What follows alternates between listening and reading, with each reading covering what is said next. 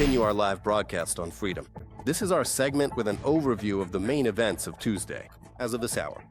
Hello again.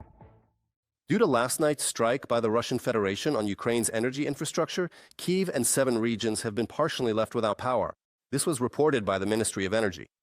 They noted that emergency repair work is ongoing everywhere the security situation allows. 4 people were killed and 6 were injured as a result of a combined attack by Russian occupiers on a postal terminal in the Kharkiv region. According to the regional prosecutor's office, the Russian army used 2 Iskander M missiles and 4 attack drones in the strike. A fire broke out at the scene, and rescuers managed to pull 30 people from the rubble and evacuate them. Details in the report by Natalia Balokaji.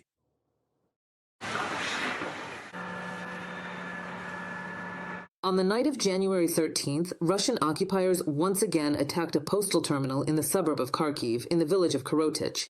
They struck first with ballistic missiles and then with attack drones. The cargo section was completely destroyed and the postal section was heavily damaged. Rescuers evacuated 30 people. 2 employees were pulled out from under the rubble of the destroyed buildings. Slowly. Slowly free yourself. Very careful with your head. At this moment, one of the injured has been pulled out.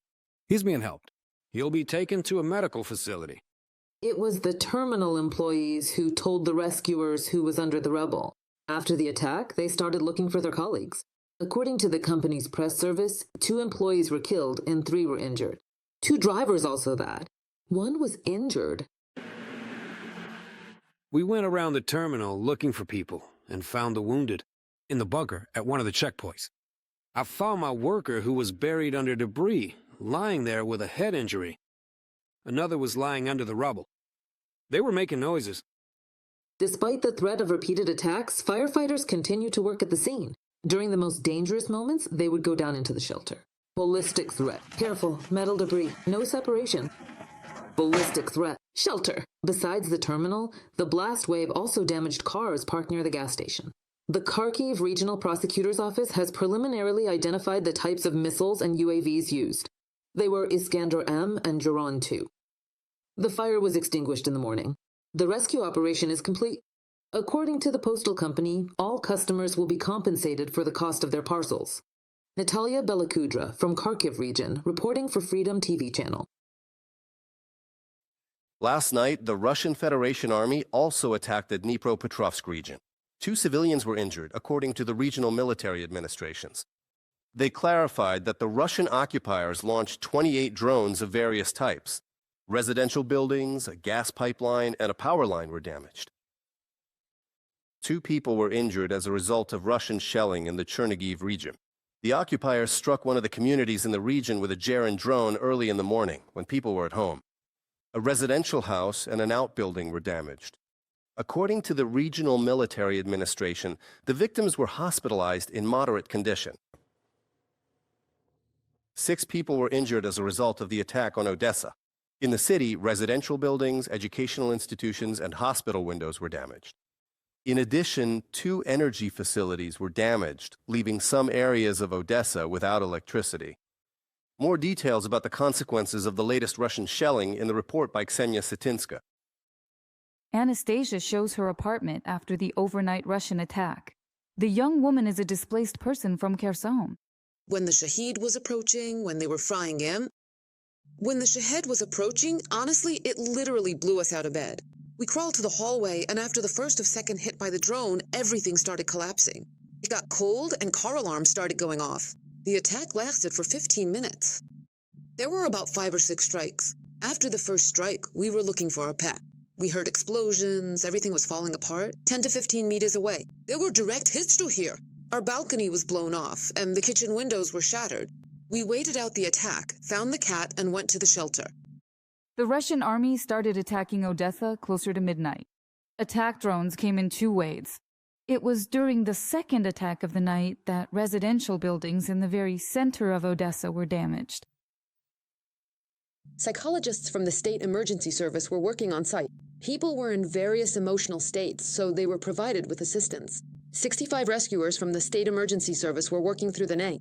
We were also assisted by representatives of the City Council's municipal institution. A heating station and an emergency headquarters were set up to help residents of the affected apartments. Broken windows are being covered with plastic film to keep the warmth in. It's -7 degrees outside. However, after the Russian attack, not all Odessa residents can get back into their homes. For example, this man returned from his night shift and can't open the door to his apartment, which was blocked by the blast wave. In addition to residential buildings, lyceums, kindergartens, a fitness club, and local residents' cars were also damaged. Even the amusement park near Langeron was hit. The arcade machines there were damaged. Moreover, because of the Russian attack, 2 power facilities in the city were damaged, leaving some neighborhoods without electricity. Ksenia Satinskaya and Zarab Tedluri from Odessa for Freedom TV channel.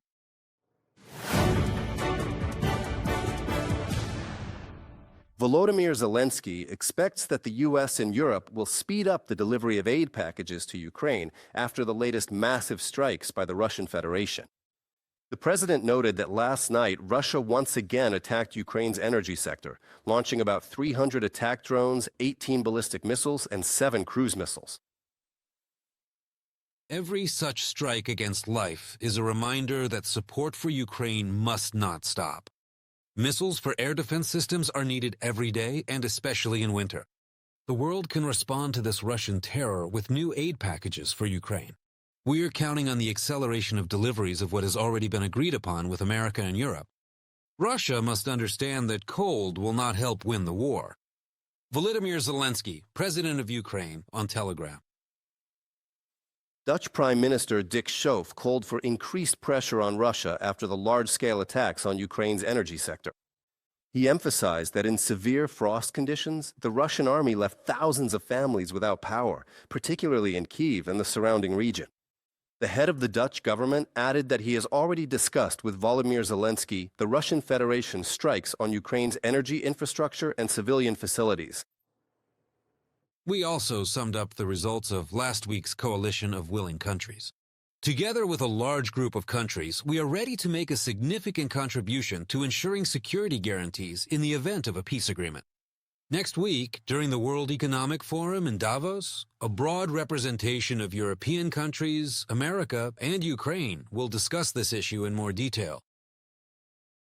Dick Schoof, Prime Minister of the Netherlands, on the social network X.